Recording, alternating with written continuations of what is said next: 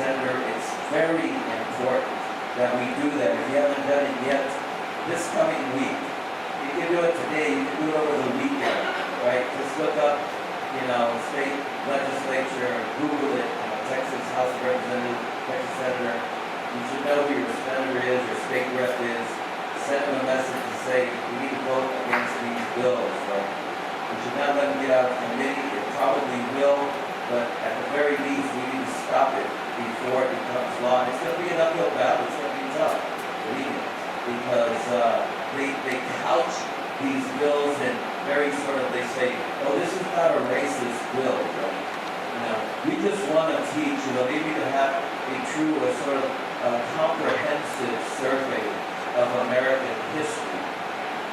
Comprehensive survey of American history according to who?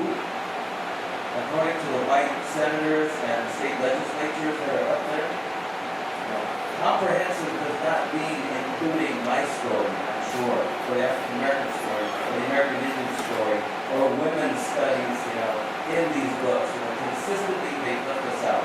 It's very important. I can't stress how important it is that you write, email, call your senator and your state rep to bring up here.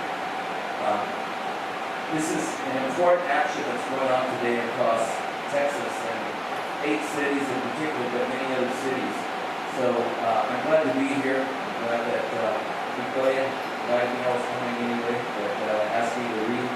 And Neil, Trevino here, and all of y'all. I know a lot of y'all are students at UTSA. My students out of college, and all over the city. We need to fight this because this is sort of like,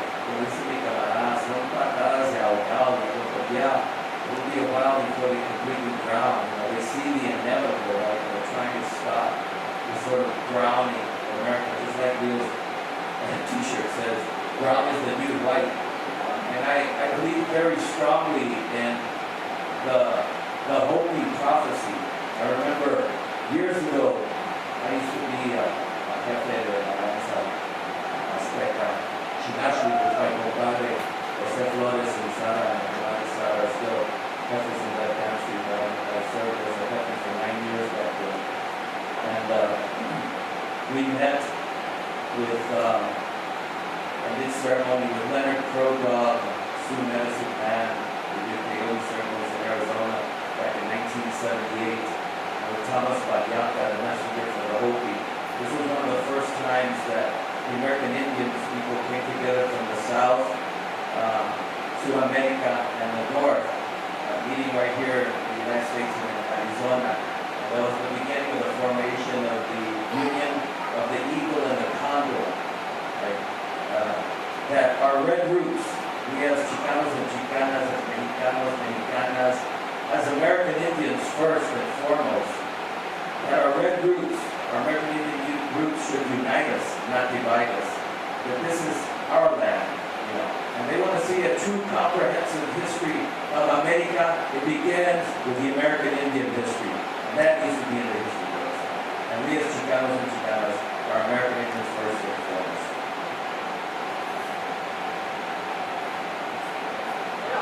I want to just read one other poem here. My compañera Anissa Northland and I began Aslan Leader Press a couple of years ago. We published 6 books. And this is our 6th book. Poet Reyes Cárdenas, I think one of the best Chicano poets that we've ever produced, but also one of the most under-recognized because he hasn't published that much. And this book here, Reyes Cárdenas, Chicano Poet, 1970 to 2010, is a 40-year retrospective of his work since 1970 to 2010.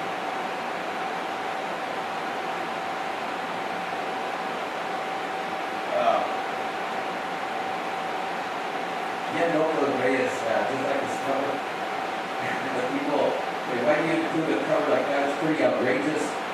But Reyes Cárdenas was the first Chicano writer to write science fiction. 1974, he published the story Los Pachucos y la Flying Saucer in Caracol magazine, based on Rick Saratoga. And he ends his whole book with another science fiction story, From Aslan to the Moons of Mars, the Chicano verse selections from 4, 5 actually of his previous publications, and 6 brand new collections of poetry written and published before. So I'm very proud of this book. It's our latest one. And the Reyes, we're publishing Reyes book, as I said, one of the best Chicano poets I think around. And this is one of his classic ones. It's an older poem, but I always liked it. And right now when I saw the work on Raul Salinas that Laura Varela is doing, and I can't wait till it's finished. Raul Salinas was a very good friend of mine for many, many years, and still is, even in his passing. But this was from a section in 1986 from a book he wrote that was called I Was Never a Militant Chicano. And this is the title poem of that particular collection that we include here. I'm going to read for you now. Close to this. I was never a militant Chicano.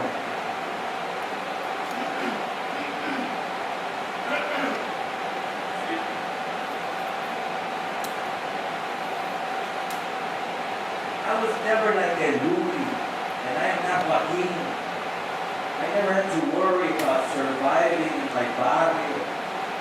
I never had the driving force to create the crusade for justice like Corky Gonzalez. I could never be a Cesar Chavez and reach down deep inside the earth to find that awesome inner strength. Some of us are just unable to sacrifice ourselves. I was never like Raul Salinas, Alurista, or Ricardo Sanchez, creating a new world of poetry out of a white wasteland. Some are leaders and creators. Some are followers. But the followers want justice and liberty and fairness too. I could never shout like Tigre, but inside, right here, I guess I can roar just as loud. I never shout the federal courthouse like Reyes Tijerina, but I know that the frustrations won't stay locked up forever. I was never really a Pachuco, but I saw then what I still see now. That we're getting nowhere, that things are worse than they were in the 40s. I was never like Che Guevara, like the Che Guevara type. But there's nothing wrong with revolution. Everybody says it can't happen here, but hell, it can happen anywhere. I was never a militant Chicano, but only because I've always wanted more than a revolution can provide. Praise God. You know what? Now's the time to be militant. Now's the time to be active. There's a time to sit back, right, and recoup our strengths. But right now is the time to be militant. It's a time to be active. It's a time to call and write and email our senators and our state reps. It's a time to organize like this. And I want to thank Southwest Workers Union and all the organizers here because this is very important. This is the civil rights issue of our time right now, one of them that's very important. Chicano studies. We have a right, a basic human right and a civil right to learn our own history, our own culture, our music, our arts, our own stories, right? And this is the time now. We got to tell the people, our senators and our representatives, that these laws are not passed. Out.